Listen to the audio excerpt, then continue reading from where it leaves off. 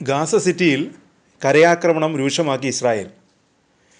ഗാസയിൽ ലക്ഷ്യം നേടും വരെ യുദ്ധം തുടരുമെന്നാണ് ഇസ്രായേൽ പ്രധാനമന്ത്രി ബെഞ്ചമിൻ നെതന്യാഹു പ്രഖ്യാപിച്ചത്. ഗാസയിലെ ജനങ്ങൾ വലിയ ഭീതിയിലാണ്. ഇസ്രായേൽ ആക്രമണത്തിൽ ദിനംപ്രതി നിരവധി പേരാണ് മരിച്ചു വീഴുന്നത്. അതിനിടെ ലോകം ഫലസ്തീനിലെ ജനങ്ങൾക്കൊപ്പമാണ് നിൽക്കുന്നത്. ഫലസ്തീൻ അതോറിറ്റിക്ക് $90 മില്യൺ പ്രത്യേക ഫണ്ട് നൽകാൻ സൗദി അറേബ്യ തീരുമാനിച്ചു. ഗസയ്ക്ക് പിന്തുണയുമായി പുറപ്പെട്ട ഗ്ലോബൽ സുമുദ് ഫ്ലോട്ടിലയുടെ സുരക്ഷയ്ക്കായി കപ്പലുകൾ അയക്കാൻ സ്പെയിനും ഇറ്റലിയും തീരുമാനിച്ചിട്ടുണ്ട്. അതിനിടെ ഗാസ മുനമ്പിൽ നിന്ന് പരിക്കേറ്റ 20ഓളം കുട്ടികളെ ചികിത്സയ്ക്കായി കൊണ്ടുപോകാൻ സ്വിറ്റ്സർലൻഡ് സർക്കാർ പദ്ധതിയിടുന്നു.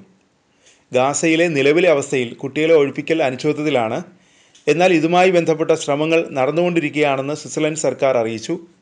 ലോകാരോഗ്യ സംഘടനയുമായി ചർച്ച ചെയ്തായിരിക്കും ചികിത്സയ്ക്കായുള്ള കുട്ടികളെ തിരഞ്ഞെടുക്കുക. തിരഞ്ഞെടുക്കപ്പെട്ട കുട്ടികളെയും അവരോടൊപ്പമുള്ള കുടുംബാംഗങ്ങളെയും കൊണ്ടുപോകും. ചെലവുകൾ സ്വിറ്റ്സർലൻഡ് സർക്കാർ വഹിക്കും. ഗാസയിൽ 19,000 പേരെയാണ് ലോകാരോഗ്യ സംഘടന രോഗികളായി രജിസ്റ്റർ ചെയ്തിരിക്കുന്നത്. ഇതിൽ 4,000 പേർ കുട്ടികളാണ്. ഗാസയിൽ ചികിത്സയ്ക്ക് ആവശ്യമായ സൗകര്യങ്ങളില്ല. അതിനിടെ US പൊതുസഭയിൽ ഇസ്രായേൽ പ്രധാനമന്ത്രി ബെഞ്ചമിൻ നെതന്യാഹുവിനെതിരെ പ്രതിഷേധം. നെതന്യാഹു പ്രസംഗിക്കാൻ എഴുന്നേറ്റതോടെയാണ് പ്രതിഷേധം ഉയർന്നത്.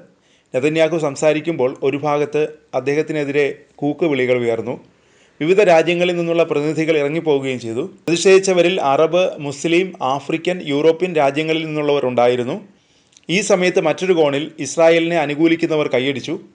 പ്രസംഗത്തിൽ പലതവണ നെതന്യാഹു ട്രംപിനെ പ്രശംസിച്ചു. ലോക നേതാക്കൾ പക്ഷപാതത്തോടെ പെരുമാറുന്നതായി നെതന്യാഹു കുറ്റപ്പെടുത്തി. ഇവർ മാധ്യമങ്ങൾക്കും തീവ്ര ഇസ്ലാമിക പക്ഷക്കാർക്കും വഴങ്ങുകയാണെന്നും നെതന്യാഹു കുറ്റപ്പെടുത്തി. പലസ്തീൻ രാഷ്ട്രത്തെ അംഗീകരിക്കാനുള്ള ഫ്രാൻസും UK ഉൾപ്പെടെയുള്ള രാജ്യങ്ങളുടെ തീരുമാനം തികച്ചും ഏകപക്ഷീയമാണെന്ന് നെതന്യാഹു വിമർശിച്ചു. ഈ ഭ്രാന്തമായ തീരുമാനം ഇസ്രായേലിന് അംഗീകരിക്കാനാവില്ലെന്ന് നെതന്യാഹു പറഞ്ഞു. ഗസയിലെ ആക്രമണങ്ങളെ UN നെതന്യാഹു ന്യായീകരിച്ചു. ഹമാസിൻ്റെ ഭീഷണി അവസാനിക്കും വരെ യുദ്ധം തുടരും. ഇറാൻ ഭീഷണിയാണ്. വരും വർഷങ്ങളിൽ മിഡിൽ ഈസ്റ്റ് പൂർണ്ണമായും പുതിയ രൂപത്തിലാകുമെന്നും നെതന്യാഹു പറഞ്ഞു. ഇസ്രായേൽ ജനത ബന്ദികൾക്കൊപ്പമാണ്. ഹമാസ് തടവിലാക്കിയ ബന്ദികളെ ഇസ്രായേൽ മറന്നിട്ടില്ല. ഹമാസ് ബന്ദികളെ മോചിപ്പിക്കും. ആയുധങ്ങൾ താഴെ വയ്ക്കണം. അതുവരെ ഇസ്രായേൽ തിരിച്ചടി തുടരും. ഫലസ്തീൻ രാഷ്ട്രത്തെ അംഗീകരിക്കുന്നത് കൂടുതൽ ആക്രമണത്തിലേക്ക് നയിക്കുമെന്നും നെതന്യാഹു അവകാശപ്പെട്ടു.